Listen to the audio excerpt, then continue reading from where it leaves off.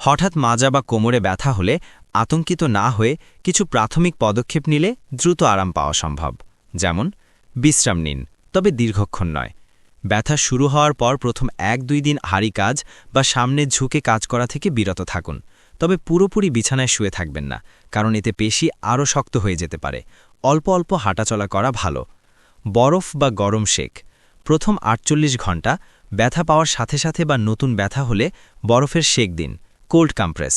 এটি প্রদাহ ও ফোলা কমাতে সাহায্য করে। ২০ মিনিট করে দিনে কয়েকবার দিন।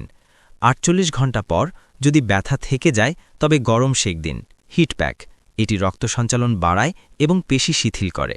সঠিক পজিশনে শোয়ার ধরন ব্যথার উপর প্রভাব ফেলে। চিত হয়ে শুলে হাঁটুর নিচে একটি বালিশ দিন, এটি মেরুদণ্ডের উপর চাপ কমায়। কাত হয়ে শুলে ২ হাঁটুর মাঝখানে একটি বালিশ দিয়ে পা সামান্য ভাঁজ করে শুলে আরাম পাবেন।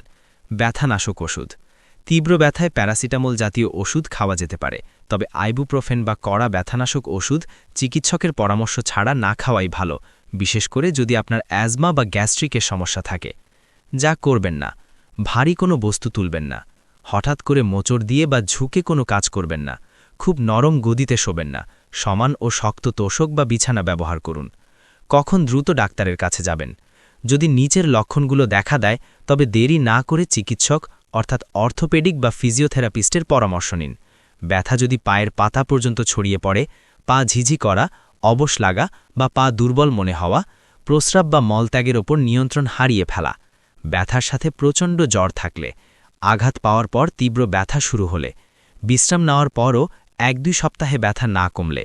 সতর্কতা: কোনো ব্যায়াম করতে গিয়ে যদি ব্যথা বেড়ে যায় তবে সাথে সাথে তা বন্ধ করে দিন। ভালো লাগলে একটি শেয়ার করে অন্যদের দেখার সুযোগ করে দিবেন। ধন্যবাদ।